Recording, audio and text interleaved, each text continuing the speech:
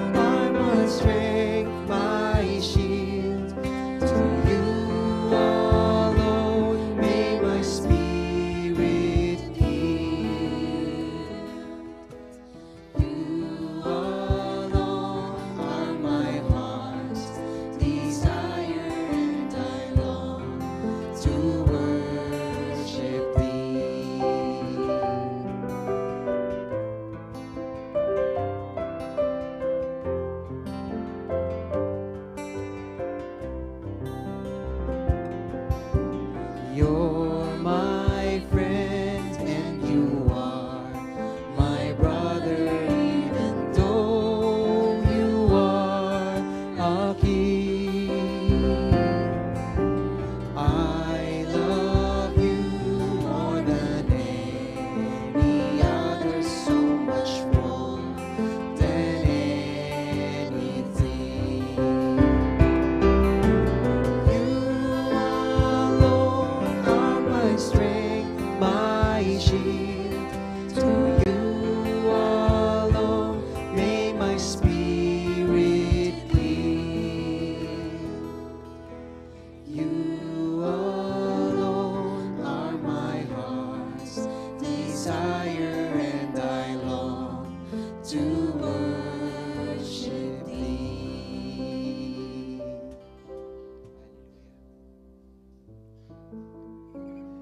pinatitibay ng Mateo 10:29-31 ng ating loob. Hindi ba ipinagbibili ng isang kusing ang dalawang maya? Ngunit isa man sa kanila ay hindi nahuhulog sa lupa na hindi batid ng inyong Ama. At maging ang mga buhok sa inyong ulo ay bilang na lahat.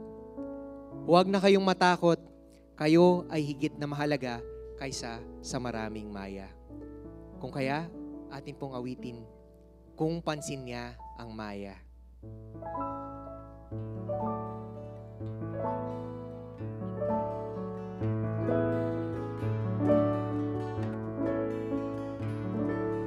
Bakit nga malulumo sa takot susuko,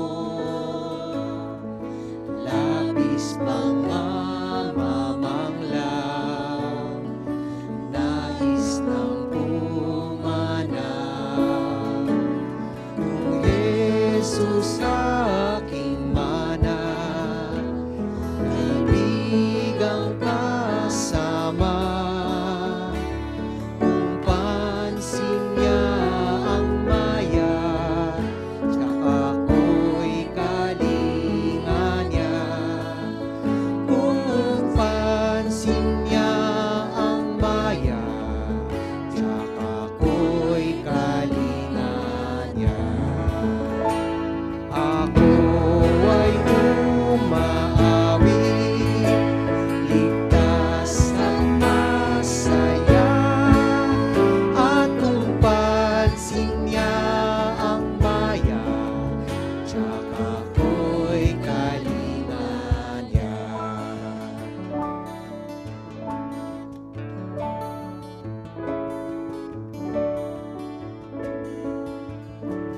Puso'y huwag mapagabang, sa'kin siya'y nangusap,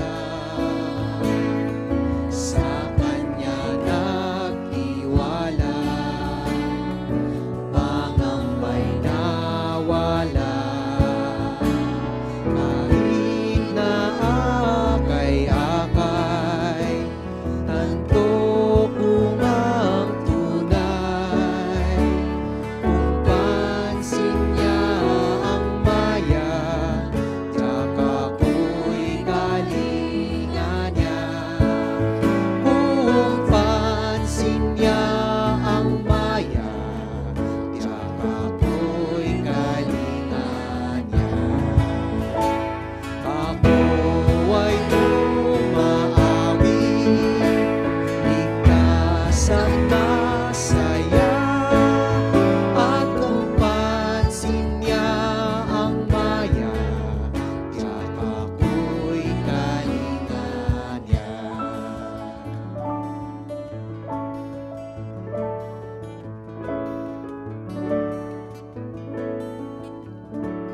Pagtukso'y sumasabi, kulimlimang langit, pag-awit ay nanindig, pag-asa'y nagdilim, sa kanya'y lumalapit, mahigpit kakapit. Kung pansin niya ang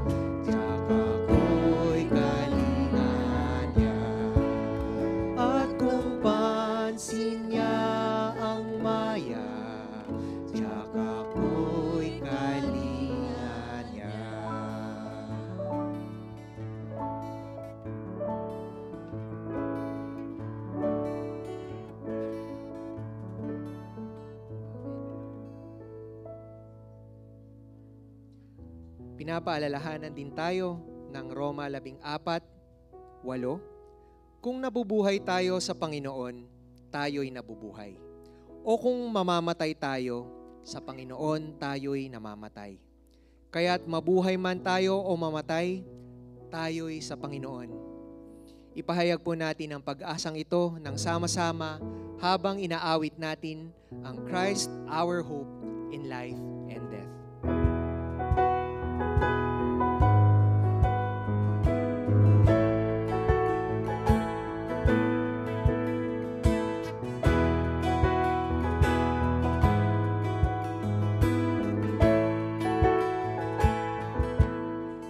What is our hope in life and death?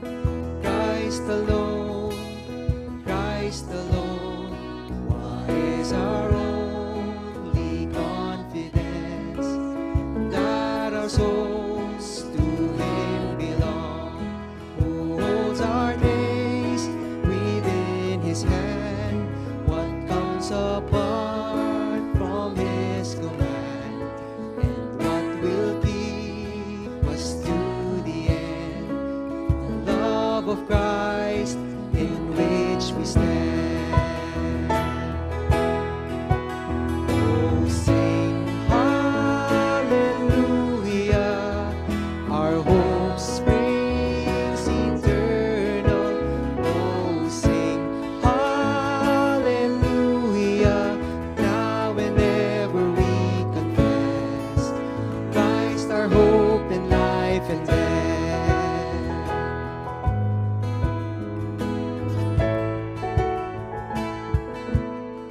What truth can calm the troubled soul? God is good, God is good. Where is His grace and goodness known? In our great Redeemer's blood, who holds our faith when fears arise, who stands above the stormy trial, who sends us waves that bring us nigh unto the shore, the rock of Christ. Oh, sing hallelujah, our hope springs eternal. Oh, sing hallelujah, now and ever we confess Christ our hope and life and death.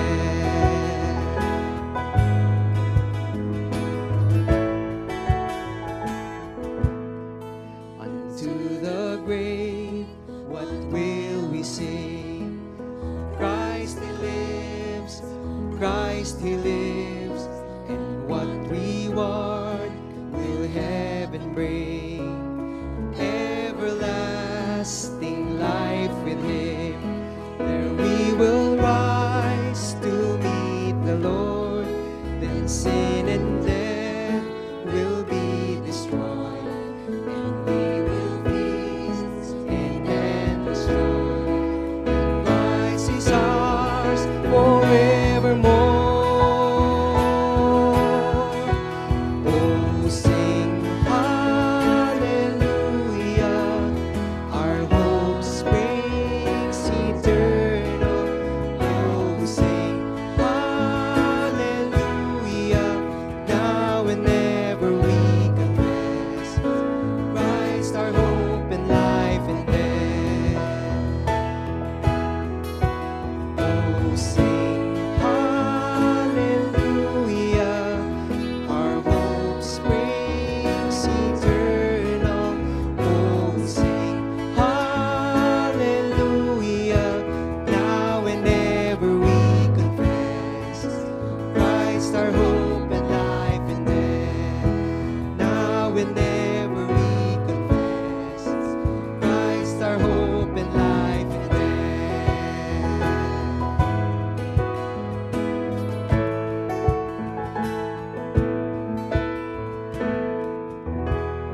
Hallelujah. Manatili po tayo nakatayo para sa pagbasa ng banal na salita.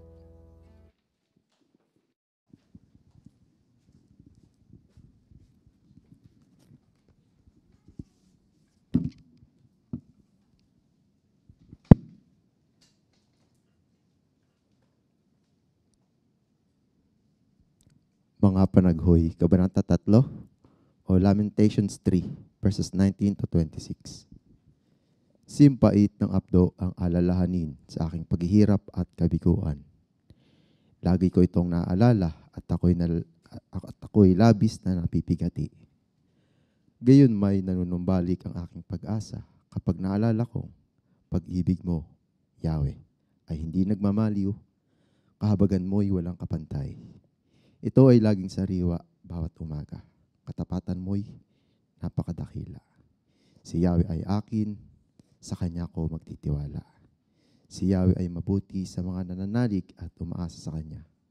Kaya't pinakamainam ang buong tiyagang umasa sa ating kaligtasang si Yahweh ang may dala. Mga Panaghoy, Kabanata 3, mula talata 11 hanggang 26. Mari na po tayo maupo para sa panalangin.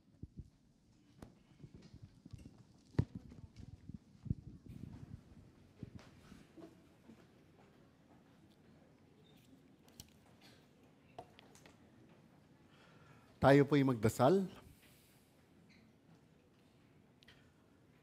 Diyos, aming Ama, pinupuri ka namin, Panginoon, dahil kayo po ang makapangyarihan sa lahat at may kapangyarihan sa lahat.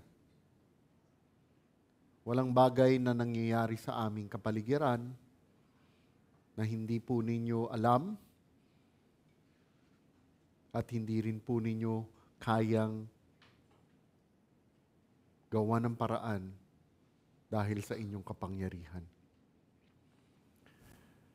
Pinupuri ka namin, Panginoon, dahil kakaiba po talaga ang grasya at habag na ibinibigay ninyo sa amin. At pinupuri ka namin, Panginoon, dahil kakaiba, tunay ang pagmamahal po ninyo sa amin. Maraming salamat muli, Panginoon, sa araw na ito. Salamat, Panginoon, na kami ay pinabayaan ninyo muli na makapagsamba.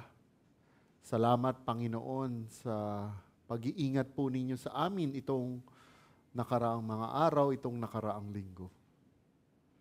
At salamat, Panginoon, sa kagalingan na ginagawad po ninyo sa mga pangangatawan namin. Alam namin na mayroon sa kapatiran na itong mga nakaraang araw o linggo ay hindi naging maganda ang kanilang parang pakiramdam. At dahil dyan, Panginoon, kami ay nagpupuri at nagpapasalamat. Panginoon, kami ay dumudulog sa inyo sa hapon na ito. Naway, Panginoon, ang aming dalangin ay dinggin po ninyo. Naway, ang buong tuon namin ay maging lamang sa katotohanan na manggagaling lamang sa inyong banal na kasulatan. Aming idinarasal, Panginoon, na buksan ninyo ang aming isipan at puso. At nang sa gayon, ang mga katotohanan ito ay hindi lamang maiwan sa mga pag-iisip namin, ngunit ito ay tunay na maisabuhay namin. Naway, Panginoon, na isantabi po ninyo ang lahat ng aming alalahanin. Nakatitiyak po kami na sa hapon na ito mayroon sa kapatiran, katulad ng sinabi po natin, ay itong mga nakaraang araw ay may masamang pakiramdam. Maaaring hindi lang itong mga nakaraang araw, ngunit ito'y mga nararamdaman na, itong mga katagalan ng panahon. At dahil dito, Panginoon, nakakalimutan na namin ang kagalakan na kapayapaan na ibinigay na po ninyo sa amin.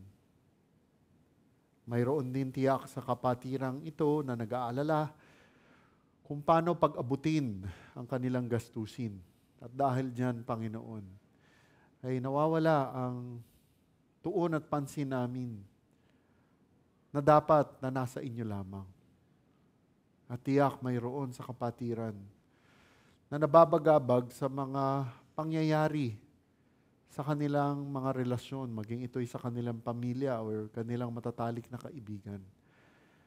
At dahil din dito, Panginoon, ay naguguluhan ang mga pag-iisip po namin.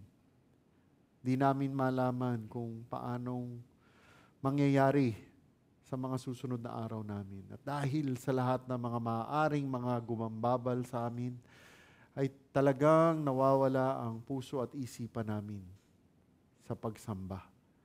Kaya't kami ay nagmamakaawa, Panginoon, kung maaari lamang po sa hapon na ito, isantabi po ninyo ang lahat ng iyan. Muli itinataas namin ang pagsamba na ito. Aki dinarasal na ako'y maging tapat lamang sa inyong banal na kasulatan. Bigyan niyo po ako ng lakas sa hapon na ito.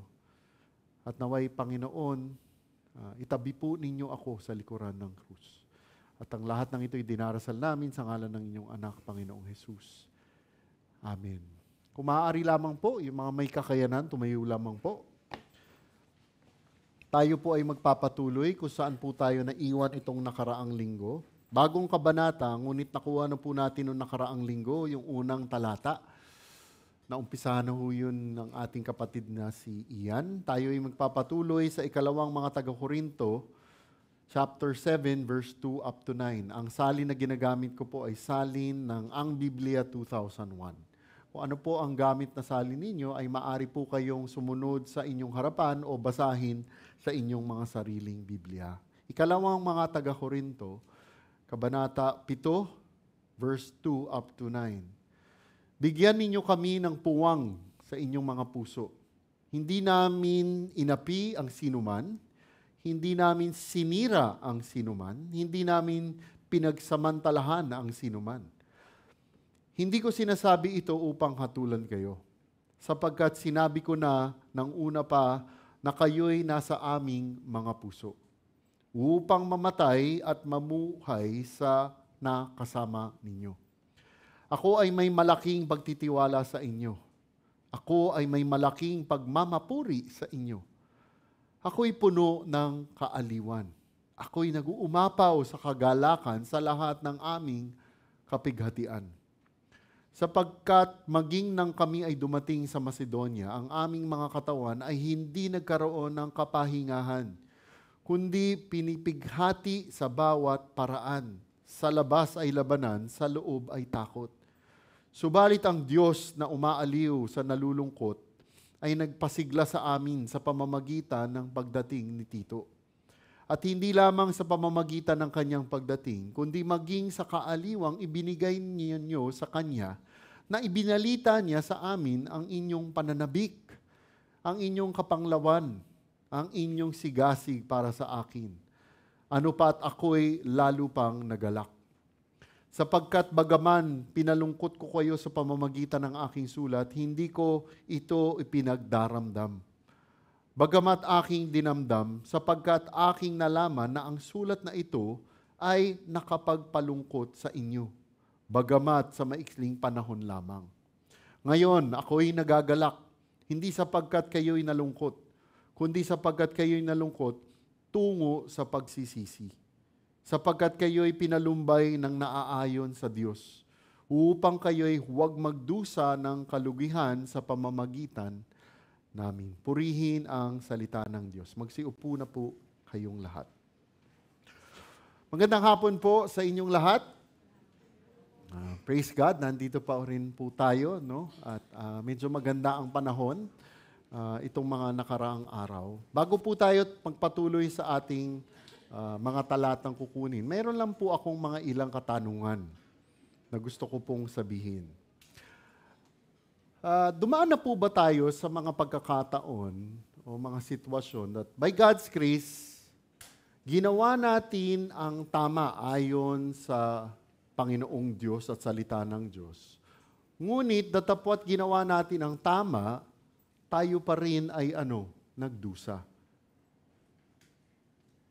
Dumaan na po ba tayo sa mga ganyang sitwasyon? Alam mo yun, ginawa mo kung ano yung gusto ng Panginoong Diyos, ngunit tayo pa rin ay nagdusa. Marahil dumaan kayo o siguro mayroon sa kapatiran, dumadaan pa rin hanggang ngayon. Kung dumaan na kayo, ano ang naging resulta? Ano po ang naging resulta? Alam niyo mga kapatid, madalas sa mga pagkakataon na iyan, makikita natin ang buong kalooban at plano ng Diyos pag natapos na. Pag natapos na. At doon sasabihin natin, Kaya pala. Kasi di ba madalas sasabihin natin, pag nasa gitna tayo ng mga sitwasyon na ganyan, iisipin natin, Lord, ano nangyari? Bakit ganon? Parang lalong tumindi pa, lalong bumigat pa ang mga problema. At yan po ang makikita natin sa mga talata natin sa hapon na ito. Kaya't pinamagatan natin ang ating mga talata, kagalakan sa kabila ng kapighatian. Kagalakan sa gitna ng kapighatian. Hahatiin natin sa 3 bahagi. Ang unang bahagi, verse 2 up to 3, ang pakiusap. Verse 4 up to 7, ang pag-uulat. At verse 8 hanggang 9, ang pagdiriwan. Okay. Mabilis na background at konteksto lamang po para sa passage po natin sa hapon na ito. Makikita po natin na si Apostol Pablo sa umpisa ng kabanata na ito ay may parehong tono pa din po, halintulad sa mga nakaraang kabanata. Pareho pa rin ang tono. Sa kabanata 6, si Apostol Pablo ay nagbigay ng matinding panawagan sa mga taga-Korinto na huwag makikipamatok o makikibisig sa mga hindi mananampalataya. Huwag tayong mag-yoke with unbelievers. At malinaw na itinuro yan noong nakaraang linggo ng kapatid na iyan. Sinabi rin ni Apostol Pablo at tinawag din nila silang na mamuhay sa kabanalan. Sabi pa nga po niya sa verse 17, lumabas kayo mula sa kanila at mahiwalay kayo. At pagdating naman sa talata 18, nagtapos po siya sa isang napakagandang pangako mula sa Diyos. Ako'y tatahan sa kanila at lalakad sa kanila. Ako'y magiging Diyos nila at sila'y magiging aking mga anak na lalaki at babae. At ganyan po nagtapos si Apostol Pablo sa kabanata 6. Pagpasok naman po sa chapter 7, yung unang talata, hinihimok sila ni Apostol Pablo na linisin natin ang ating mga sarili mula sa bawat karumihan ng laman at espiritu na ginagawang sakdal ang kabanalan sa pagkatakot sa Diyos. Yun ho yung verse 1. Pareho-parehong tono mula nung mga nakaraang kabanata. Pero pagdating sa talata 2, verse 2, may makikita po tayong pagbabago. Si Apostol Pablo ay lumipat mula sa pagtuturo tungo sa pagpapakita ng pagmamahal. Mula sa pangangaral tungo sa pagkakasundo. Mapapansin po ninyo yan sa ating talata na una. At dyan papasok po ang passage natin ngayon. Sa unang bahagi ang pakiusap, talata 2, bigyan ninyo kami ng puwang sa inyong mga puso. Hindi namin inapi ang sinuman, hindi namin sinira ang sinuman, hindi namin pinagsamantalahan ang sinuman. So bakit po kaya sinabi ito ni Apostol Pablo? Mga kapatid, nababasa po natin ito dahil masilimuot ang naging relasyon nila, Apostol Pablo, sa iglesia ng mga taga-Korinto. Dahil ito po saan? Dahil ito po sa mga akusasyon. Dahil po ito sa mga hindi pagkakaunawaan at maging lantaran ng pagsalungat nila kay Apostol Pablo. Gaya ng nabanggit natin itong mga nakaraang linggo na mga mensahe po natin, may mga huwad na apostol, huwad na guro na nakapasok sa loob ng simbahan at kini-question ang integridad ni Apostol Pablo. Kini-question ang kanyang mga motibo. Kini-question maging ang kanyang pagiging apostol. Ngunit sa talatang binabasa po natin ngayon, makikita natin na hindi lang ipinagtatanggol ni Apostol Pablo ang kanyang ministeryo, nababasa din po natin na nananawagan din siya para sa mga puso ng mga taga-Korinto. Kaya po nakikita natin ang mga salitang, bigyan ninyo kami ng puwang sa inyong mga puso. Mga kapatid, makikita natin mula sa talatang ito na sinasabi ni Apostol Pablo ay ang isang taos-pusong pakiusap. Yung salitang Griego po na ginamit dito ay may ibig sabihin na buksan o palawakin. Parang ang sinasabi nito nung sinabi niyang bigyan kami ng puwang sa inyong puso, buksan, palawakin, parang i-stretch mo ang isang bagay na masikip para magkaroon ng espasyo. Kaya nung sinabi po ito ni Apostol Pablo, ang ibig niya talagang sabihin ay papasukin niyo muli kami. Katulad po ng sinabi niya sa ikalawang taga-Korinto, chapter 6, verse 13. Sabi niya ron, palawakin ninyo rin ang inyong mga puso. At inuulit niya muli ito sa mga parehong pakiusap niya po sa talata na ito. Papasukin niyo kami muli. Hindi kami naging sarado sa inyo, kayo ang nagsara sa amin. Mga kapatid, kung titingnan po natin ito, hindi po ito manipulasyon. Hindi minamanipula ni Apostol Pablo ang mga puso ng mga taga-Korinto. Hindi po ganon. Makikita natin dito si Apostol Pablo ay tunay na nagpapastor. Siya yung talagang spiritual father nila. Ito po ang boses ng isang pastol na nananabik na makasundo ulit sa mahal niyang kawan. Kasi mahal na mahal po niya talaga sila. Nagpatuloy si Apostol Pablo sa pagsasabing, bigyan ninyo kami ng puwang sa inyong mga puso, hindi namin inapi ang sinuman, hindi namin sinira ang sinuman, hindi namin pinagsamantalahan ang sinuman. Nababasa po natin ngayon si Apostol Pablo na tila nagsisimula ng 3 bahagi ng kanyang pagtatanggol. At alam po ninyo, nang sinabi ito ni Pablo, napaka-importante po nito. Importante dahil yung mga kaaway niyang huwad na mga guro at apostol ay nagpapakalat ng napakaraming kasinungalingan tungkol sa asal at motibo ni Apostol Pablo. At dahil doon, para bang nililinaw ni Apostol Pablo ang lahat sa pamamagitan ng sa unang pagsasabi, hindi namin inapi ang sinuman. Nung sinabi po ito, tila sinasabi niyang wala kaming sinaktan, wala kaming inargabyado. Para bang sinasabi ni Apostol Pablo, wala kaming ginawang mali sa inyo, hindi namin kayo sinaktan, hindi namin kayo niloko o nililinlang. At alam po ninyo, sigurado sinasabi ng mga huwad na guro na sinasamantala ni Apostol Pablo ang mga taga-Korinto. Malamang sinasabi nila na niloko sila ni Apostol Pablo at sobrang bigat ng paratang na ito na nagresulta ng matinding epekto na hindi maganda sa mga taga-Korinto. Kaya parang sinasabi ni Pablo, hindi namin kayo niloko o nililinlang. At yan po ang unang bahagi ng kanyang pagtatanggol. At dagdag pa ni Apostol Pablo, hindi namin inapi ang sinuman, hindi namin sinira ang sinuman. Nung sinabi naman po ito ni Apostol Pablo, itong pangalawang linya na sinabi niya, ang tinutukoy naman po niya ay ang moral o doktrinal na korupsyon. Nung sinabi niyo po ito, parang sabi ni Pablo, hindi namin inilagay ang sinuman sa kasalanan. Hindi namin binago ang ebanghelyo. Hindi namin sinira ang katotohanan. Sa madaling salita, sinasabi ni Pablo, hindi namin kayo inilayo sa katotohanan. Sa pamumuhay man namin o sa mga itinuturo namin. Di gaya ng mga huwad na apostol na nagdadala ng mga tao sa maling katuruan at katotohanan. Kaya kung ikukumpara natin ang buhay at mensahe ni Apostol Pablo sa kanila, makikita po natin na tunay na malinis ang pagtuturo ni Apostol Pablo.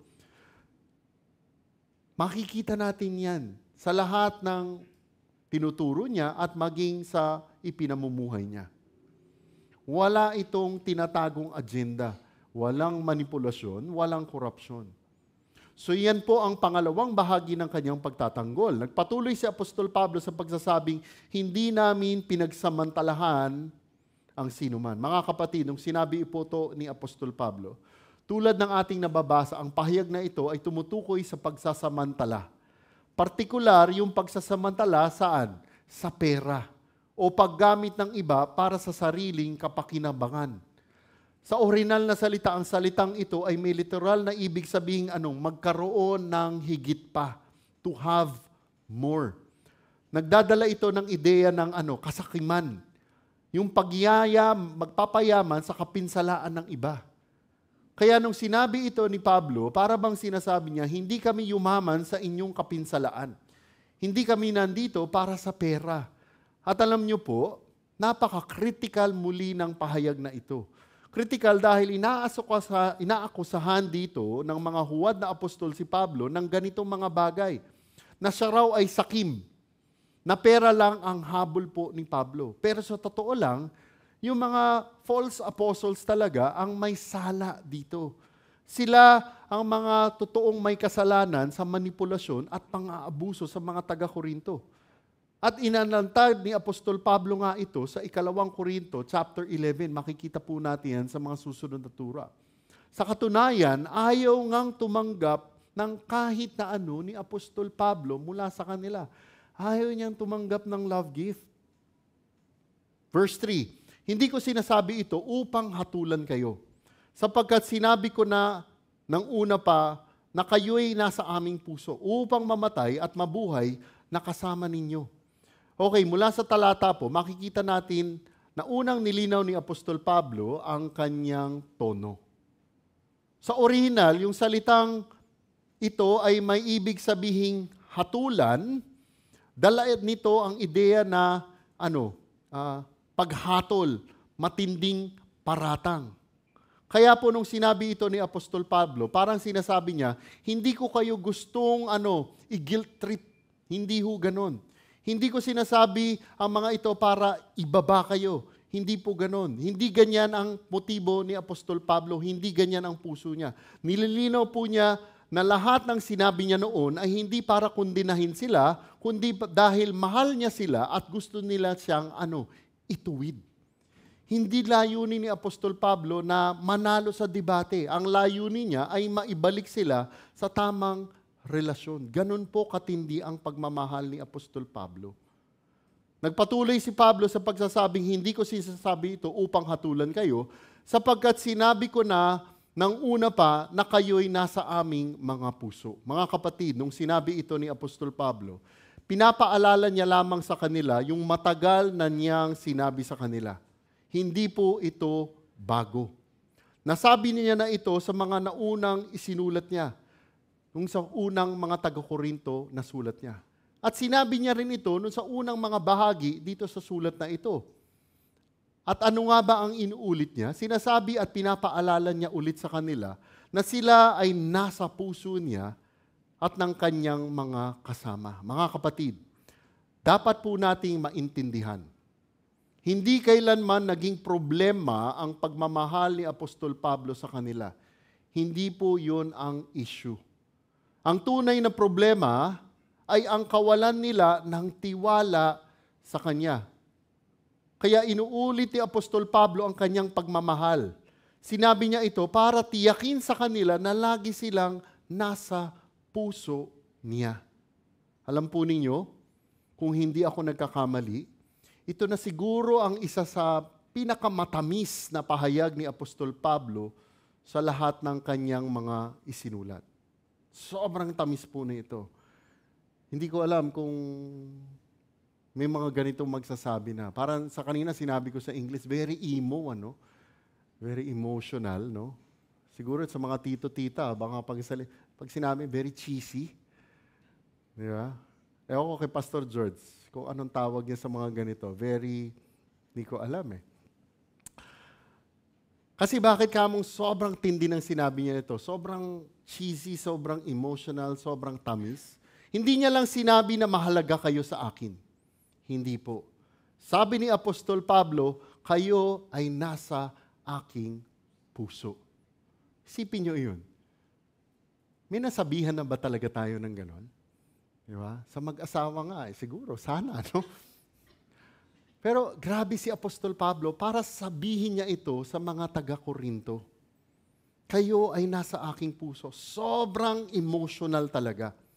Makikita natin dito na si Apostol Pablo ay hindi isang malamig na theologian. Alam mo yung theologian na puro lang theology, puro na lang doktrina. Hindi ho ganun si Pablo. Si Apostol Pablo ay tunay na spiritual father nila. Pastor talaga nila siya. Isang pastol na dumudugo ang puso para sa kanyang kawan. At pansinin niyo pa ang isang sinabi pa ni Apostol Pablo, sapagkat sinabi ko na nang una pa na kayo'y nasa aming mga puso upang mamatay at mabuhay na kasama ninyo. Mga kapatid, grabe at sobrang ganda nito. Gumamit si Apostol Pablo dito ng isang Griegong idioma. Isang idioma na nagpapakita na buo ang puso niya para sa kanila, na lagi siyang kakampi nila. Yung pahayag po na ito ay nagpapakita ng isang katotohanan na masasabi lang po natin sa isang taong sasamahan mo sa hirap at ginhawa. At sino ang mga sasabihan natin ganyan? Walang iba kung hindi pamilya. Para masabi natin ito. At nung sinabi po ito ni Apostol Pablo, ang ibig niyang sabihin, kasama ninyo ako sa buhay at kamatayan. Hindi panapanahon lang ang pagmamahal ko sa inyo. Palagi ninyo akong kasama. Di ba sinabi rin niya ni Ruth? Di ba? Where you go, I will go. Where you die, I will die. Sinabi rin niya ni Ruth. At yan ang klase ng pagmamahal at debosyon na inilalarawan dito ni Apostol Pablo. Mga kapatid, isipin natin ito ha. Kahit na siya ay siniraan, kahit na siya ay isinara na nila ang mga puso nila sa kanya, kahit ano pa ang pinagsasabi nila kay Apostol Pablo, sinasabi pa rin ni Pablo, kayo ay nasa puso ko hanggang sa katapusan.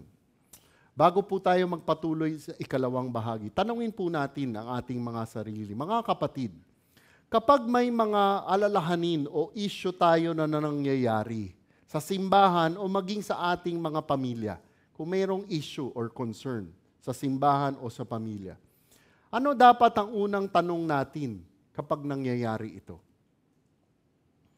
May puwang ba tayo sa ating puso para makinig o magpatawad? Kapag may issue, whether family or church, may puwang pa rin ba tayo sa ating puso para makinig o magpatawag? Ano yung makinig? Makinig sa pagtutuwid. Kasi minsan, di ba, pagka sinasabihan na tayo, kinokorek tayo, sinasara na natin yung tenga natin at isipan natin. Mayroon ba tayong puwang para doon? Ito naman, mayroon po ba tayong puwang para magpatawad? Kahit gaano kabigat pa yan. Kaya nga, handa ba tayong papasukin ulit ang mga taong ito sa puso natin? Handa ba tayong magtiwala ulit? Ngayon, kapag tayo ay nagtutuwid sa iba, okay? Kung tayo ay nagtutuwid sa iba, mararamdaman ba nila na sila ay hinahatulan o minamahal? Kunwari, meron tayong tinutuwid, no? Ramdam ba nung tinutuwid natin na mahal natin sila o ibinabagsak lang natin sila? Kasi di ba, yan yung dapat pag-ingatan natin mga kapatid. Baka mami, ang bilis nating humatol, ang bilis nating kumundina, ang kulang natin ay yung pag-ibig sa iba. Mga kapatid, sa ministry man o sa pamilya, ang role natin ay hindi para humatol. Ang role natin ay para magpastol, dapat mag-guide. Para lagi silang nasa puso natin. Lagi silang nasa puso natin kahit na itulak pa nila tayo ng palayo. Kaya nga, ano ang maaaring ipanalangin natin para lagi tayong magtiwala at sumunod sa Panginoong Diyos sa mga ehemplo at turo at utos na sinasabi po dito. Magpatuloy tayo sa ikalawang bahagi ang pag-uulat. Verse 4, ako ay may malaking pagtitiwala sa inyo. Ako ay may malaking pagmamapuri sa inyo. Ako'y puno ng kaaliwan. Ako'y nag-uumapaw sa kagalakan sa lahat ng aming kapighatian. Mga kapatid, mula sa talatang ito, kailangan nating pansinin na nung sinabi ito ni Apostol Pablo ay hindi po siya nambobola, hindi siya bolero. Ito po si Apostol Pablo ay tunay na kanilang spiritual father at pastor. Ipinapahayag po dito ni Apostol Pablo ang laman ng kanyang puso. At alam po nyo, konektado po ito sa mga susunod na talata po natin. Makikita natin sa verse 5 at susunod na mga talata. Kung saan ikinuwento ni Apostol Pablo na bumalik si Tito na may dalang magandang balita tungkol sa kanila. Sa orihinal na salita sa Greko, yung mga salitang ito ay nagbibigay ng kahulugan ng isang kumpiyansa na walang pag-aalinlangan. Kumpiyansa. Confidence. May confidence si Apostle Paul sa kanila na walang pag-aalinlangan. Alam po ninyo, nakakabilib po ito. Bakit kamo? Dahil matapos ang lahat ng sakit, lahat ng conflict at kahit ano pang rebellion nila, para bang sinasabi pa rin ni Pablo, may tiwala ako sa inyo. Malaki ang kumpiyansa ko sa inyo. Hindi dahil perpekto po sila, kundi dahil alam ni Apostol Pablo na ang Diyos mismo ang kumikilo sa kanila. At mas maiintindihan po natin yan mamaya. Alam po ninyo, may ipinapakita ditong isang matinding katotohanan. Ano po? Ang tunay na kumpiyansa ng mga Kristiyano sa mga Kristiyano ay hindi nakabase sa mga nakaraang mga ginawa natin o tagumpay natin o kakayanan natin. Ulitin ko ang kumpiyansa ng Kristiyano sa mga ibang mga Kristiyano ay hindi nakabase sa mga nakaraang ginawa natin o kakayanan natin. Ito ay nakabase ayon sa ebidensya ng biyaya ng Diyos na kumikilos sa mga mananampalataya. God will always complete the work. Nakuha po ninyo yun. Alam mo yan, we have to always look at other Christians, kahit na sablay pa rin, kung totoong Kristiyano yan, gagalaw ang Panginoong Diyos dyan. Nakuha natin yun. Kasi minsan, nakalulungkot, may mga Kristiyano talagang pasaway. Kung talagang Kristiyano yan at pasaway yan, alam natin ang kasunod doon. Ano ang kasunod doon? Disiplina mula sa Panginoong Diyos. At babaliin sigurado ng Panginoong Diyos ang isang Kristiyano na nagkokompromiso. Ang ganong katindi itong si Apostol Pablo. Kakaiba po talaga siya. Kahit ang tindi na ng pinagdaanan niya kasama sila, sinasabi pa rin ito ni Apostol Pablo na may kumpiyansa siya sa kanila. At hindi pa doon nagtatapos. Pansinin niyo kung ano pang sinabi niya. Ako ay may malaking pagtitiwala sa inyo. Ako ay may malaking pagmamapuri sa inyo. Mula sa talatang ito, makikita natin na hindi lang malaki ang tiwala ni Apostol Pablo sa mga taga-Korinto. Umabot pa siya sa punto na ipinagmamalaki o ipinagyayabang niya sila. Malalim yung pagmamapuri, yun sa ang Biblia. Pero sa salita na mas simple, ipinagmamalaki niya at ipinagyayabang niya sila. Alam niyo po, kung titingnan natin mabuti ang isinulat dito ni Apostol Pablo, medyo kakaiba. Bakit kamo? Kakaiba dahil maaaring may magtanong, sandali lang, Brother Rico, hindi ba masama ang ipinagyayabang o magmamalaki? O ipinagmamapuri? Oo. Sa maraming pagkakataon, masama po talaga ang pagyayabang. Sa ibang sulat nga ni Apostol Pablo, makikita natin na kinukondenan niya ang pagmamayabang na nakasentro sa sarili. Yung pagmamayabang na nagdudulat ng kaluwalhatian sa laman o sa sarili. Pero, ngunit, itong binabasa natin yan ay iba po. Hindi ito pagmamayabang, pagmamapuri para sa sarili. Ito ay pagmamayabang para sa iba. Ipinagdiriwang ni Pablo ang biyaya ng Diyos sa buhay ng mga taga-Korinto. Kaya nung sinabi niya ito, para bang sinasabi ni Pablo, ikinukwento ko kayo sa iba at sinasabi kong sobra akong nai-encourage sa ginagawa ng Diyos sa inyo, mga taga-Korinto. At alam po ninyo, hindi po ito pambobola, hindi ito pakitang tao ni Apostol Pablo. Kung iisipin natin, ito ay parang isang anyo ng pastoral affirmation. Ini-encourage niya sila. Hindi nagtipid si Apostol Pablo sa pagbibigay ng encouragement kahit na nagbibigay siya ng pagmamatuwid. Sa talatang ito, naglaan pa rin si Pablo ng oras para palakasin sila, para encourage sila. At yan ang itsura ng tapat na pagdidisipulo. Sabi nga ng isang komentaryo, katotohanan na may lambing, pagtutuwid na may malasakit. Ini-encourage niya sila kahit ano pa ang naging problema nila.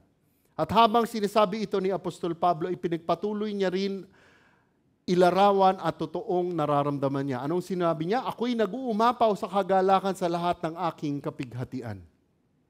Mula sa talata, mababasa natin ngayon yung salitang sa English, comfort. Kagalakan sa salita natin. Ang salitang ito ay may kahulugan sa Greko ng encouragement o kaginhawahan. Maaring may magtatanong, bakit kaya nagkaroon ng kaginhawahan si Apostol Pablo? Okay, parang spoiler lamang po mga kapatid. Makikita rin natin ito mamaya. Naaaliw o nagkaroon ng kagalakan o kaginhawahan si Apostol Pablo dahil bumalik si Tito na may dalang magandang balita. At ano ang magandang balita na yan? Makikita po natin mamaya. Mga kapatid, sa gitna ng napakaraming pagsubok ni Apostol Pablo, makikita natin na ang report ni Tito ang siyang nagbigay ng kaaliwan at lakas kay Pablo. At sinasabi natin ito kasi mababasa natin ang sinabi mismo ni Apostol Pablo, ako'y nag-uumapaw sa kagalakan sa lahat ng aming kapighatian. Alam po ninyo, ito ang pinaka-hindi inaasahan na bahagi ng sulat na ito. Hindi natin inaasahan ang parte na to. Bakit kamo? Hindi inaasahan kasi kahit naghihirap si Apostol Pablo, pagod na pisikal, mabigat ang dinadala na emotion, nakakagulat na makikita natin na nag-uumapaw pa rin siya sa kagalakan. Tandaan po natin yung sinasabing kagalakan dito, hindi ito yung bastang mababaw na happiness, hindi po. This is real, supernatural joy. Bakit? Nasa gitna siya ng kapighatian. Nasa gitna siya ng mga affliction, ng problema. Ngunit mayroon siyang kagalakan, mayroon siyang joy. Yung kagalakan niya, hindi dahil mayroon siyang panahon ng kapahingahan, hindi ho. Hindi dahil maayos na yung nangyayari sa kanyang kapaligiran, hindi ho. Marami pa ring problema. Itong joy na ito came from something deeper that God was doing. Mga kapatid, anumang dahilan ng kagalakan ni Apostol Pablo na makikita natin mamaya, ito ay sapat na para itaas ang kanyang espiritu. Kaya kahit nasa gitna siya ng matinding paghihirap, pansinin niyo po, yung paghahambing po dito. Paghihirap sa labas, pero nag-uumapaw ng kagalakan sa loob. Matinding pressure sa labas, pero nag-uumapaw na kagalakan internally. Mga kapatid, ang kagalakan ni Apostol Pablo ay hindi nakabase sa mga nangyayari sa paligid niya. Ito ay nakaugat saan? Sa ginagawa ng Diyos sa buhay ng iba. Ganon din ba tayo, mga kapatid? If we see others grow spiritually, nagmamature spiritually, kahit anong dami pa ng problema natin, tayo ba ay tunay na nagagalak? Tayo ba ay nagagalak? Kahit gaano kaliit pa yung tagumpay na iyan. Minsan kasi, masyado tayong busy sa sarili natin. Di ba? Lahat inabala natin sa sarili natin, pero yung mga spiritual triumphs na nanggagaling sa labas, na nakikita sa labas, dapat nagdadala yan ng galak. Verse 5, sapagkat maging nang kami ay dumating sa Macedonia, ang aming mga katawan ay hindi nagkaroon ng kapahingahan, kundi pinipighati sa bawat paraan. Sa labas ay labanan, sa loob ay takot. Mula sa talata, makikita natin na si Apostol Pablo ipinagpatuloy na ang iniwan niyang kwento sa ikalawang mga taga-Korinto, chapter 2. Okay. Naalala niyo po ba yun? Pinreach yata ito ni Brother Carlo. Noon, matagal na. Chapter 2 pa, 2 Corinthians chapter 2. Yun yung bahagi na ipiniliwanag ni Apostol Pablo kung paano siya ay pumunta sa Troas, wala si Tito. Tapos nagpunta siya sa Macedonia. Na hinahanap pa rin si Tito, umaasang makikita niya ron si Tito. Pero nung panahong iyon na pumunta siya sa Troas, wala po doon si Tito, hindi pa dumarating. Kaya naging balisa si Apostol Pablo. Kahit may bukas na pintuan para sa ministeryo sa Troas, kasi ang tindi ng ministeryo yung oportunidad, wala pa rin siyang kapayapaan sa isip.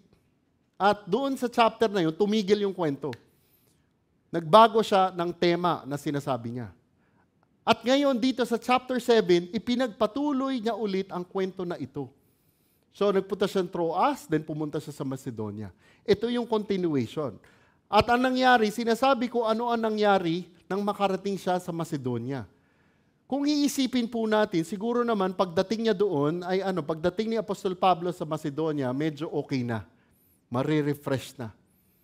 Diba? Okay na siya, makikita niya na si Tito. Na kapag nandun na siya, gagaang na ang lahat. Pero hindi naging gano'n ang istorya. Sa halip na ginhawa, sinabi pa rin ni Apostol Pablo na ang aming mga katawan ay hindi nagkaroon ng kapahingahan. Wala pa rin pahinga. Sa English, our flesh. Sa salita natin, ang katawan. Dito ay tumutukoy sa pisikal na katawan ni Apostol Pablo. Isang katawang may limitasyon at kahinaan. At yung salitang had no rest, walang kapahingahan, ay pareho lang ng ginamit niya doon din sa 2 Corinthians 2 verse 13. Sinabi niya roon sa mga talata na wala ring kapahingahan ang aking espiritu. Pareho lamang po ito na tumutukoy sa isang problema. Kaya sa talata natin ngayon, para bang sinasabi ni Apostol Pablo, hindi lang balisa ang espiritu ko sa Troas, pagdating ko pa sa Macedonia, pressured pa rin ang katawan ko. Hindi pa rin ako makapagpahinga. Sobrang stressed, sobrang lungkot niya na, sobrang depressed na talaga siya. Walang relief. Hindi pa tapos ang kalbaryo niya. Nangyayari ba sa atin yung mga kapatid? Yung parang talagang, wow, kailan ba magtatapos ito? Mga kapatid, yung dinadaanan ni Apostol Pablo dito, talagang matinding stress. Chronic pressure, walang tigil na pasanin. At anong matututunan natin? Na hindi tahimik at palaging maganda ang buhay ministeryo ni Apostol Pablo. Lagi siyang mayroong hinaharap na problema. Malaki man o maliit. Pansinin niyo kung anong klaseng problema ang kinakaharap ni Pablo. Sapagkat maging nang kami ay dumating sa Macedonia, ang aming mga katawan ay hindi nagkaroon ng kapahingahan, kundi pinipighati sa bawat paraan. Sa labas ay labanan, sa loob ay takot. Grabe po ito. Bakit?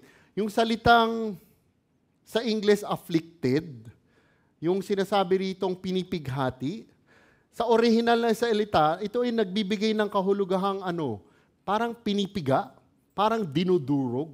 Alam niyo yung pag gumagawa ng wine, yung ubas, pinipiga.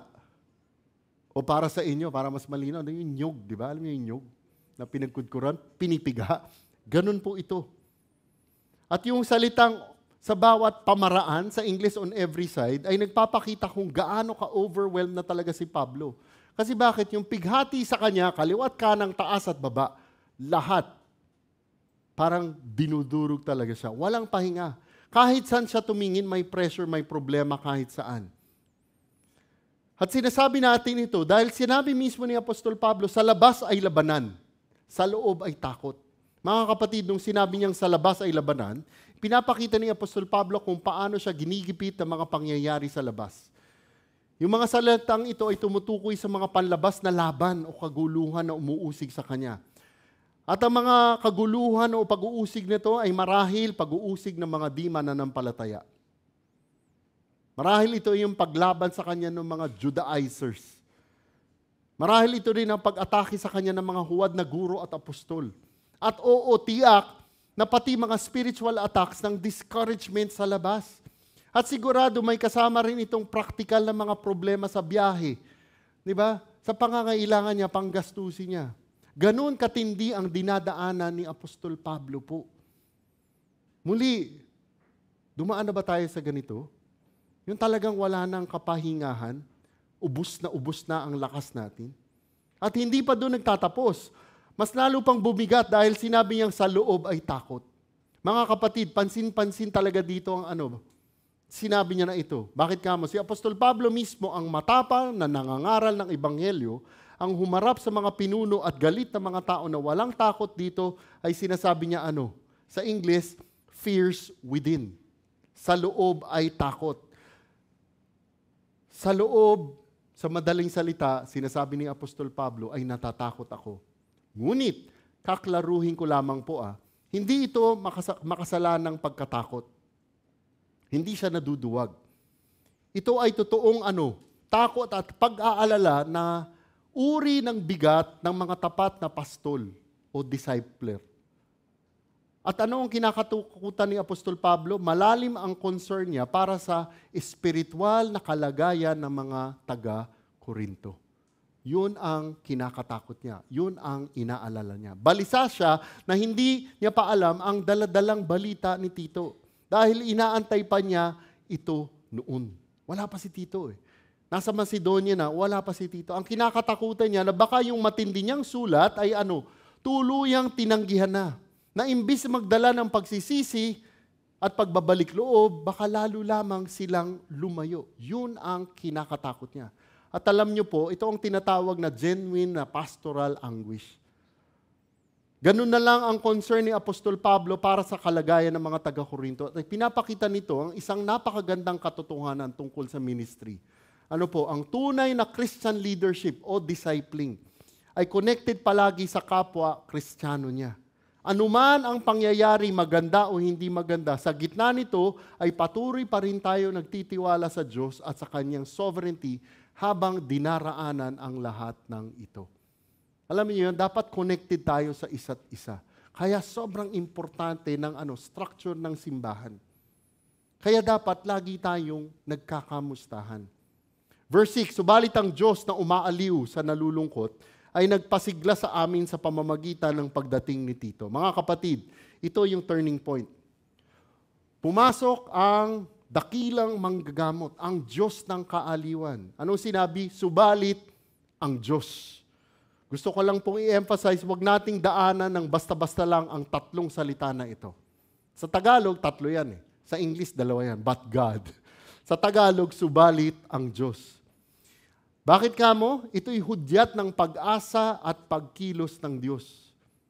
Ito yung sinasabi sa English na pivot. Ito yung pag-ikot.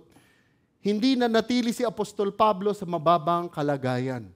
Hindi siya naiwan na depressed. Pumasok ang Diyos na makapangyarihan, hindi sa pamamagitan ng kulog o mga himala, kundi sa pamamaraang labis na kinakailangan ni Apostol Pablo. Eksakto ang pasok ng Panginoong Diyos. Ano sinabi? Subalit ang Diyos na umaaliw sa nalulungkot ay nagpasigla sa amin sa pamamagitan ng pagdating ni Tito. Mga kapatid, napaka-personal ng paglarawang ito sa Diyos. Yung salitang comfort, yung salitang umaaliw, sa original ay nagbibigay ng kahulugang lumalapit, umaalalay, nagpapalakas. At yung salitang nalulungkot, sa English yan, depressed, no? Pag tininiyo, ito ay literal na nangungahulugang talagang sobrang baba na, sobrang broken na. Kaya't sino po ang Diyos? Siya ang Diyos na lumalapit sa mga broken. Siya ang Diyos na nagpapalaya sa mga nabibigatan. At ito ang Diyos na pinangahawakan ni Apostol Pablo, ang Diyos ng kaaliwan sa gitna ng kapighatian. Sabi nga ni Pastor Pedro ng meeting namin nung Huwebes, no? The same God, the Father, Son, and Holy Spirit who comfort them is the same God, Father, and Son, and Holy Spirit who comforts us today. What a privilege. Kaya nga't alam niyo mga kapatid, kung ano man ang dinaraanan natin, alam niyo, hindi mahuhuli at hindi mangunguna ang Panginoong Diyos para bigyan tayo ng kaaliwan. We're not saying na aayusin niya yung mga problema. We don't know. But definitely, ibibigay niya ang yung kapayapaan that surpasses all understanding. Verse 6, subalit ang Diyos na umaaliw sa nalulungkot ay nagpasigla sa amin sa pamamagitan ng pagdating ni Tito. Mababasa natin sa talata kung paano inaliw ng Diyos si Apostol Pablo. Paano? Hindi niya inaliw sa pamamagitan ng pangitain, hindi niya sa pamamagitan ng mga himala, kundi sa pamamagitan ng isang tao. Sino? Si Tito. Ang katuwang ni Apostol Pablo sa ministeryo, ang anak niya sa pananampalataya. Si Tito na nagpunta sa mga taga-Korinto noon. Ang taong matagal niya nang hinihintay, inaalala at iniisip ni Apostol Pablo. Iniisip niya kasi, ano na kaya nangyari kay Tito? Maayos kaya ang kalagayan niya? Paano kaya tumugon ang mga taga-Korinto sa matinding sulat ko? Nagsisi kaya sila? Mahal pa rin kaya nila ako? At ano ang sinabi nangyari? Dumating si Tito. At nagdala siya ng magandang balita. At ayon sa talata, sapat na ang mismong presensya ni Tito para itaas ang loob ni Apostol Pablo. Dumating ang kaaliwan ng Diyos sa pamamagitan ng isang tapat na kaibigan at disipulo. Nung makita niya pa lamang si Tito, wow, joy na talaga. Nag-rejoice na siya. Ngunit tingnan ninyo, hindi lamang sa pamamagitan ng kanyang pagdating, kundi maging sa kaaliwang ibinigay ninyo sa Kanya na ibinalita niya sa amin ang inyong pananabik, ang inyong kapanglawan, ang inyong sigasig para sa akin, ano pat ako'y lalo pang nagalak. We now read the Apostle Paul clarifying something important. Yes, yung pagdating ni Tito already brought him joy. Nung makita niya si Tito, wow, joy na sa kanya. Pero hindi nagtapos doon. The Apostle Paul also says, kundi maging sa kaaliwang ibinigay ninyo sa Kanya. Bakit po sobrang ganda nito nung sinabi rito? Kasi makikita natin dito na naaliw si Apostol Pablo dahil naaliw si Tito sa kanila. Tinanggap ng mga taga-Korinto si Tito. At dahil dyan, na-comfort si Tito at na-comfort din si Apostol Pablo. Parang emotional chain. Yung mga taga-Korinto na dating nagdududa at tumutol kay Apostol Pablo ay tinanggap si Tito na may init at pagmamahal. At bakit naaliw si Tito sa kanila? Bakit na-comfort si Tito? Pansinin nyo, kundi maging sa kaaliwang ibinigay nyo sa kanila, na ibinalita niya sa amin ang una, ang inyong pananabik. Mga kapatid, hindi lang basta dumating si Tito na may ngiti. Ang una niyang binahagi ay ang kanilang pananabik. Ito ay malinaw na tumutukoy sa malalim na pagnanais ng mga taga-Korinto na muling makita si Apostol Pablo. At tiyak pananabik itong ma-reconcile at maitama ang lahat. Ipinapakita nito na lumambot na ang puso ng mga taga-Korinto. Nami-miss na nila si Apostol Pablo. At hindi lang yan, sinabi rin ng talata, ibinalita niya rin sa amin ang inyong pananabik, ang inyong kapanglawan. Napaka-importante po nito. Bakit kamo? Hindi lang nanabik ang mga taga-Korinto, kung hindi nagdalaramhati rin sila, nagluksa sila. Saan sila nagdalamhati? Saan sila nagluksa? Sa kanilang dating pagre-rebelde sa Kanya.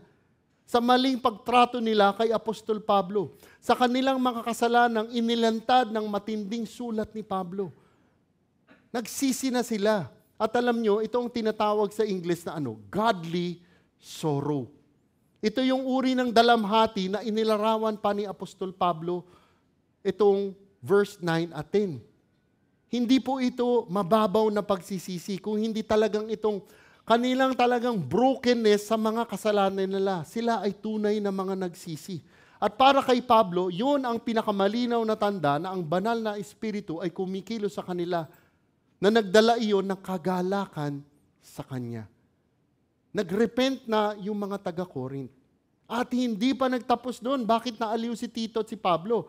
Ibinalita niya sa amin ang inyong pananabik, ang inyong kapanglawan, ang inyong sigasig para sa akin. Ngayong kumpleto na ang larawan.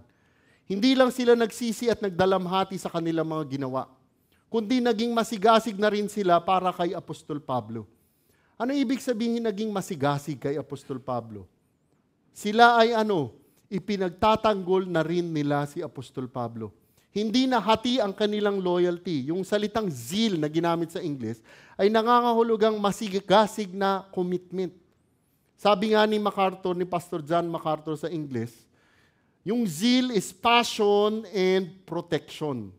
Parang sinasabi nila, mahal ka namin Pablo, nagkamali kami, pero nandito na kami para sa iyo at ipaglalaban ka namin. Mga kapatid, matapos siyang siraan, matapos siyang questionin, narinig na rin ni Apostol Pablo ang pinaka-aasam-asam niyang maririnig. Mahal ka pa rin namin at nandito kami para sa iyo. At dahil doon sinabi ng talata, ano pat ako'y lalo pang nagalak. Mga kapatid, ang kagalakan ni Apostol Pablo na dati nang umaapaw dahil pa lang sa pagdating ni Tito, ngayon ay sumabog pa ng mas matindi. Yung mga salitang even more sa English ay tumutukoy sa kagalakang higit pa sa inaasahan niya. Hindi lang ito basta ginhawa, ito ay malalim at napakatinding kagalakan. Yung kagalakang dumarating kapag ang relasyon ay naaayos at ang pagsisisi ay talagang totoo. Bago tayo pumunta sa ikatlong bahagi, ang huling bahagi, tanungin po natin muli ang ating sarili. May nakita na ba tayong isang kapwa Kristiyano na lumago o nag-mature matapos ituwid? May nakita na po ba tayong ganon?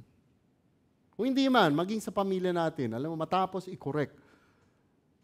Tumino, nag-mature, naging matuwid. Kung oo, mga kapatid, wag nating kalimutang una ipanalangin at lalo pa silang i-encourage. Kasi baka mamaya, puro pagmamatuwid na lang tayo, wala nang encouragement. Baka nakakalimutan natin yun. Sinabi ko nga kaninang umaga, ang tawag dito, nakarinig ba kayo nun? Parang ang pangit kasi sa Tagalog halik at sipa. Sa English na lang, total na yung tinag, kick and kiss and kick. Ganito yan eh. Kung kuwari sa mga pamilya, no, pag sinabi mong kiss and kick, no, kuwari may sasabihin kang sa pamilya mo, kiss muna, encourage mo siya, strong points. Strong points. Maging sa opisina, sa trabaho o sa church, no, strong points muna, kiss muna. Pagkatapos yun, pag nabigay mo na yung kiss, tsaka ka magbigay ng kick. Balansin nyo, baka mamaya, isang kiss, 10 kick. Huwag ganon, ha? Kiss and kick. Okay? Dito, kay Pablo, pagkatapos niya silang padala ng sulat na matindi, yun yung kick, di ba? Sinabihan niya silang, wow, believe ako sa inyo, pinagyayabang ko. Yun yung kiss. Gaya ni Apostol Pablo, kailangan i-affirm natin ang ginagawa ng Diyos sa iba. Kailangan makita nila, alam mo yun? Hindi dahil para maging mayabang sila. Hindi. Para makita ng, wow, we praise and thank God for what God is doing sa buhay mo, kapatid. Okay, ito isa pa. Pagod na ba tayo? Pagod na ba tayo? Alam mo yun, yung parang talagang pinipisil ka na parang kinudkod na nyug. Discouraged, secular man o sa ministry. Alam nyo, hindi tayo nag-iisa. Bakit kamo? Si Apostol Pablo, dinaanan niya rin iyon. Problema sa labas, problema sa nararamdaman niya. At alam po ninyo, sa biyaya ng Diyos, dumating yung kaaliwan, dumating yung comfort para kay Apostol Pablo. Dumating. Alam niyo, hindi ko naman, I'm not saying a prosperity thing here, no? Pero whatever challenges na dinadaanan natin, alam mo, for sure, may gagawin ang Panginoong Diyos. Hindi ko sinasabing aayusin niya yung problema. It could be nandiyan pa rin ang problema, merong kapayapaan, merong kaaliwan. Sadya talagang kumikilos ang Diyos. Ang tunay na kagalakan na ito ay talagang kakaiba. Ganyan po kumilos ang Panginoong Diyos. Makikita natin lalo ito sa mga bagay na nangyayari sa buhay natin, hindi dahil wala tayong problema, pero may problema ka, and yet may kapayapaan ka. Kaya nga, kung may mga problema tayo, wag natin ipakita sa iba na kahit sobrang tindi ng problema, akala mo ikaw si Superman. Yeah. Pakita mo na talagang, tao ako eh. Tao ako. Lalo na sa mga kalalakihan, ha? Di ba? Parang macho ang dating natin palagi, di ba? Pero sa pamilya. Pero, kasi bakit? Kung makikita ng mga ibang tao na meron pa rin tayong talagang kahinaan, alam nyo, tapos and yet nakikita nila na may kahinaan, ngunit may kapayapaan, ano makikita nila? They will still praise God more and more. Kasi bakit? Makikita nila yung grasya ng Diyos sa mga buhay natin. Ngayon, sa kabilang banda naman, hindi kaya ikaw naman yung tito sa buhay ng ibang mga Kristiyano? Baka mamaya, itinutulak ka na ng Panginoong Diyos na maging tito, ayaw mo pa rin. Paano yun? Kasi diba, importante minsan, kamustahin lang naman natin ang isa't isa. Si Ernie nga kanina, pag upo ko ron, pagpasok niya, tsaka si Divine, kamusta ka, pastor? Gumagawa ko ng Tagalog, inaayos ko pa. Ha? Hindi, di ba? Importante yan eh. Alam mo yun? Kamustahin niyo si Pastor George, si Pastor Pedro. Although nakakatakot si Pastor Pedro, ang tangkad, no? Si Pastor Dennis, no? O yung mga kasama ninyo sa mga breakout groups. O sa mga pamilya ninyo, pag-uwi ninyo. Baka mamaya naman kasi, sa mga pamilya natin, sobra tayong busy sa mundo natin, hindi na natin ina-appreciate yung iba. Baka yung pagkamusta lang natin ay malaking tulong na sa iba. Punta na po tayo sa ikatlong bahagi, ang pagdiriwang. Sapagkat bagaman pinalungkot kayo sa pamamagitan ng aking sulat, hindi ko ito pinapagdaramdam. Bagamat aking dinamdam, sapagkat aking nalaman na ang sulat na ito ay nakapagpalungkot sa inyo.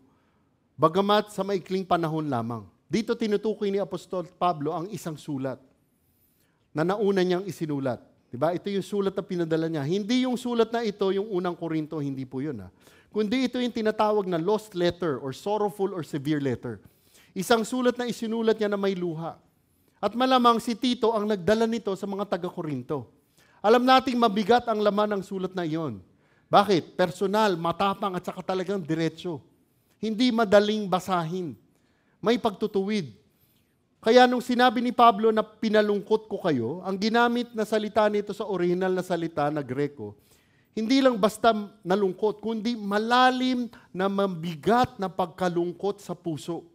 Parang sinasabi ni Pablo, alam kong nasaktan kayo, alam kong tinamaan kayo. At alam nyo, ganyan talaga ang dala ng isang tapat na pastor o discipler o tagapagturo. Yung tensyon na alam mong kailangan mong magsabi ng totoo kahit alam mong masasaktan sila. Yun ang tunay na pagmamahal. Kasi minsan, ginagano natin yung pagtatama eh. Kasi di ba, isipin na, pag sinabi mo, baka mas love ang dating. Hindi ho eh. Madalas, ang tunay na pagmamahal sa isa't isa ay ibinibigay mo sa pagsasabi with all grace ang pagtatama. Hindi para manakit, kundi para ibalik ang taong ito sa Panginoong Diyos. Kaya sabi niya, bagamat pinalungkot ko kayo, hindi ko ito ipinagdaramdam. Ibig niyang sabihin, oo, masakit iyon, pero ngayon alam kong tama ang ginawa ko. Hindi niya pinagsusuhan yung sulat na una yun. Dahil ang motibo ay pag-ibig, ang layunin ay pagsasaayos, at ang bunga ay pagsisisi. Pero pansinin niyo, hindi rin niya binaliwala yung emosyon niya. Sinabi pa rin niya, sabi niya, bagamat aking dinamdam. Inamin din ni Apostol Pablo na mabigat din para sa kanya ang pagsusulat at pagpapadala ng sulat na iyon. Binubuksan niya ang puso niya po dito. Pinapakita niya yung totoong emosyon bilang isang taong nagmamahal. Sabi nga ng ilang mga scholar, yung sinabi niya dito, hindi ipinagdaramdaman, pero pinagdaramdam ko rin. Hindi ito contradiction kundi totoong larawan ng isang tao na dumanas ng parehong kirot at pagmamahal. Malamang iniisip ni Pablo noon, sumobra ba ako? Baka hindi nila tanggapin, baka masaktan sila sa sobrang tindi ng isinulat ko. Diba sa mga magulang, minsan, naalala ko wala na may anak ko rito, hindi ko napagpaalam. Nung una ko siya napalo, 3 years old yata siya eh. Grabe, hindi lang si Nico yung umiiyak, ako rin umiiyak. Kasi parang iniisip ko, wow, sobra ba yung ginawa namin? Pero ganun ang pagmamahal, mga kapatid eh. Ganon din si Apostol Pablo, alam niyang masakit yung sulat niya, kaya sinabi niya, nalalaman kong nalungkot kayo dahil sa sulat. Pero ito ang maganda, hindi binaliwala ng mga taga-Korinto ang sulat. Hindi nila tinamaan po sila, na-convict po sila, at yan ang patunay na tumama at nangyari ang layunin ng sulat na iyon. Oo, nasaktan sila, pero nagdala ito ng pagsisisi at pagbabago. Kaya sabi pa ni Pablo, sa maikling panahon lang kayo nalungkot. Mga kapatid, may layunin ng sakit at may hangganan din yung sakit. Si Pablo hindi nagdadalawang isip sa katotohanan. Hindi siya humingi ng tawad sa kanyang paninindigan. Pero inamin niya yung bigat ng pagsusulat ng katotohanan na may pag-ibig. Dahil ang pag-ibig na totoo at ayon sa Biblia, minsan masakit o madalas masakit sa una bago magkaroon ng pagkahilom. At ito ang mahalagang aral po dito. Ang totoong papag-ibig ay hindi lang masarap pakinggan, pero ito ay kinakailangan. Ang pagtatama na may pag-ibig kahit masakit sa umpisa, yan mismo ang ginagamit ng Diyos para ibalik ang kanyang mga anak. Ngayon, tingnan natin yung talata 9. Sabi ni Pablo, ngayon, ako'y nagagalak, hindi dahil kayo'y nalungkot. Nililinaw niya agad po muna. Hindi ako masaya dahil nasaktan ko kayo. Hindi niya sinabing, buti nga sa inyo. Hindi ho. Hindi ganun ang puso ni Pablo. Ang tunay niyang sinasabi ay ito, nagagalak ako, hindi dahil kayo'y nagdadalamhati, kung dahil ang lungkot na yon ay nagbunga ng pagsisisi. Mga kapatid, ito ang susi. Ang lungkot nila ay hindi natapos sa emosyon. Hindi lang ito natapos sa pagluha. Ito ay nagdala ng pagbabago sa puso. Ito ang ginawa ng godly sorrow. Hindi nito sinira ang kaluluwa, inaayos nito ang direksyon ng puso. Ang layunin ni Pablo sa pagsusulat ay hindi para mag-guilty lang sila, kundi para dalhin sila sa pagsisisi, at yan mismo ang nangyari. Kaya niya sinabing, ngayon kayo'y nagagalak. Sabi pa niya, sapagkat kayo'y pinaglungkot ng naaayon sa Diyos. Ibig sabihin, hindi ito human guilt. Ito ay conviction na galing mismo sa Diyos. Ito ay lungkot na naka-align sa kalooban, kabanalan at puso ng Diyos. Ito ang gawa ng Espiritu Santo. At dahil dito, alam ni Pablo na ang Diyos mismo ang kumikilo sa likod ng kanilang pagsisisi. Mga kapatid, minsan bahagi ng kalooban ng Diyos ang maramdaman nating malungkot. Hindi nga minsan madalas. Pero kapag galing sa Diyos, hindi nasasayang ang lungkot po na iyon. Ito ay kasangkapan ng Diyos upang ibalik tayo sa tama o ibalik tayo sa Kanya. At pagkatapos sinabi nga ni Pablo, upang kayo'y huwag magdusa ng kalugihan sa pamamagitan namin. Ito ang nakakagulat na bahagi. Bakit kamo? Para bang sinasabi niya, sinulatan namin kayo ng matalim, hindi para sirain kayo, kundi para tulungan kayo. Kasi kung hindi sila nagsisi, may mawawala sa kanila, malulugi sa kanila. Ano? Hindi maaayos yung spiritual ground nila. Hindi maaayos yung relasyon kay Pablo. Hindi maaayos, pinaka-importante, ang fellowship nila sa Panginoong Diyos. Pwede sila tuluyang malugmok sa kompromiso. Pero dahil tumugon sila ng pagsisisi, walang nawala sa kanila, kundi mas lalo pa silang lumago. Parang sinasabi ni Pablo, itinuwid namin kayo, hindi para sirain, kundi para protektahan kayo. At yan mga kapatid ang ginagawa ng tapat na pag-ibig. Sinasabi nito ang totoo kahit masakit. Dahil alam nito ang kabutihang naghihintay sa kabilang panig ng pagsisisi. Kaya nga sa ating pagtutupos,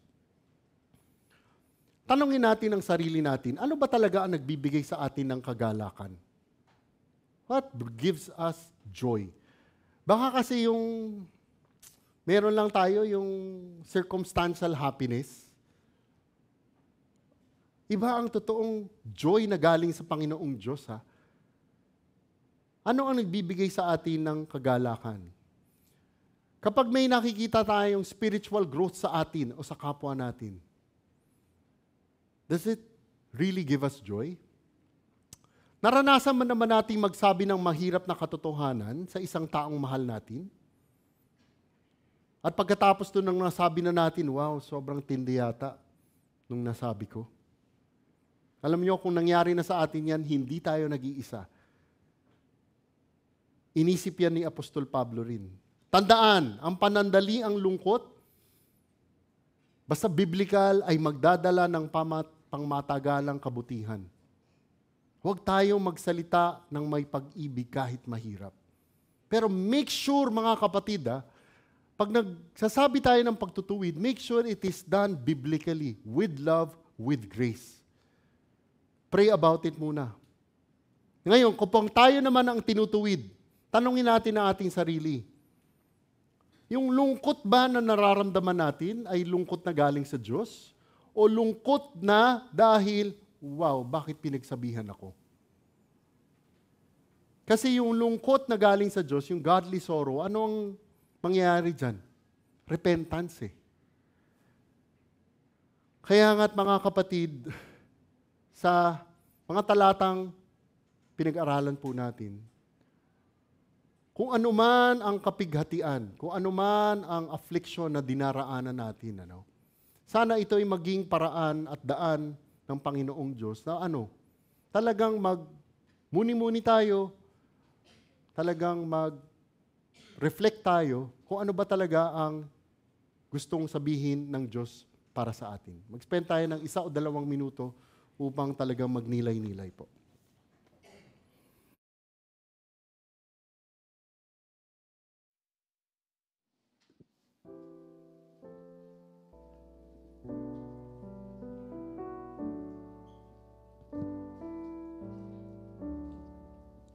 Sa katuroang ating pinakinggan sa hapon na ito, pinakita sa atin kung paanong inaaliw ng Diyos ang mga lugmok ang loob at ibinabalik ang mga taong nagsisisi at bumabalik sa Kanya.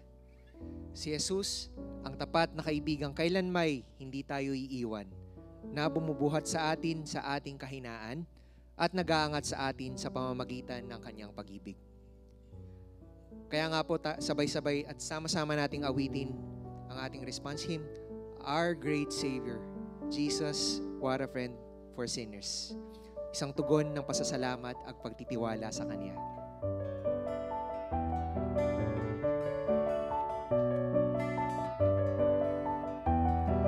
Jesus, what a friend for sinners.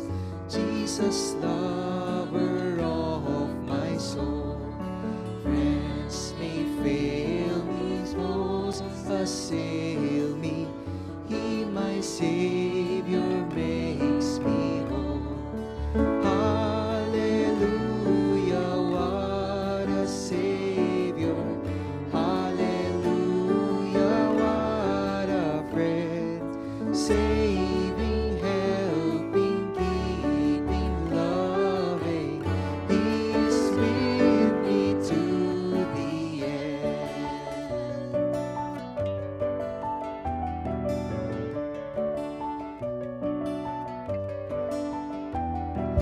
Jesus, what a strength in weakness. Let me hide myself in Him. Tempted, tried, and sometimes failing. He, my strength, my victory wins. Hallelujah, what a Savior. Hallelujah, what a friend. Saving, helping, keeping, loving. He is with me to the end.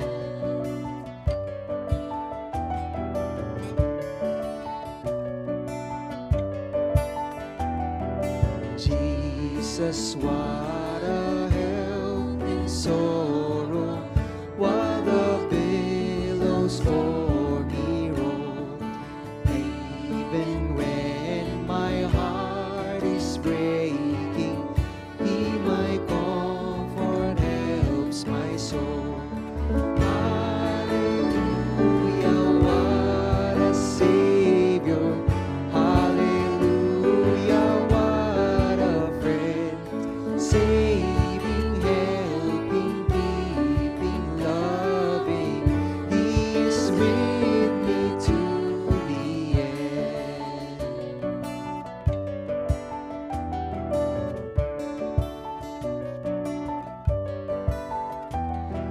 Jesus, what a guide and keeper, while the tempest still is high. Storms about me, night overtakes me. He, my pilot, hears my cry. Hallelujah, what a Savior. Hallelujah, what a friend. Saving, helping, keeping, loving. He is with me to the end.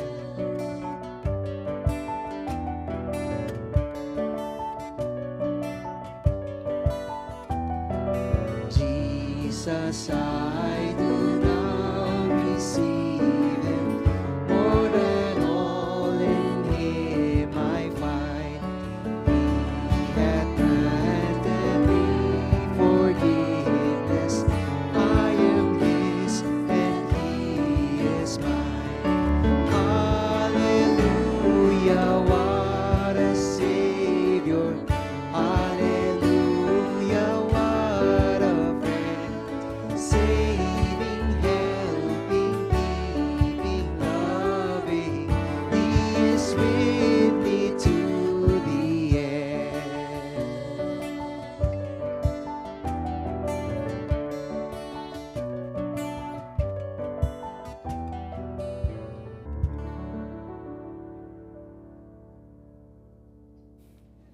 Ilang mga paalala lamang po na mangyayari para sa atin itong linggo na ito. Gawaing Kristiyano sa Miyerkules para sa mga GFC members, meron po tayong prayer night and meeting po. Ito ay gaganapin via Zoom. 7:30 ng gabi. Okay, via Zoom. Pag-pray, na maka-attend po kayo ng prayer night. Okay? Sige, isa ho. Announcement. PDF 242 na Bible study natin. Itong Huwebes, August 7 po. Ikapito ng gabi, 7 o'clock ng gabi. Dito po sa GFC Center. Patuloy po nating pag-aaralan, yung sa English, The Great Tribulation. Ang matinding kapighatian. Okay, kukunin ito. Ang magtuturo nito si Pastor George. Okay, kukunin niya yung unang bahagi.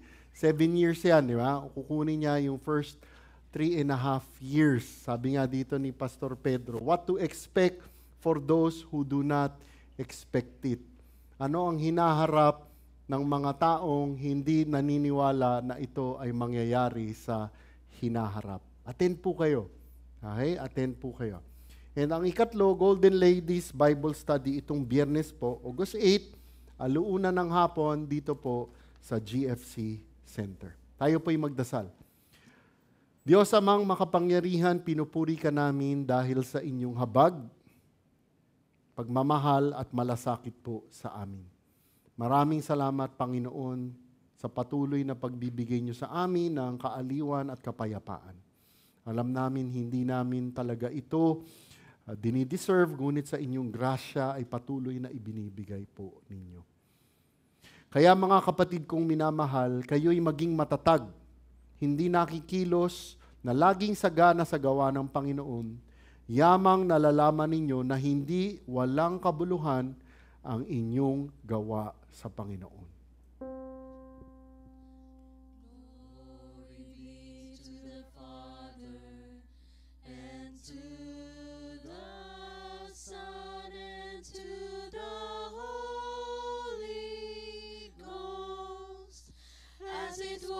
In the beginning, is now and ever shall be, world without end. Amen. Amen. God bless po sa inyong lahat.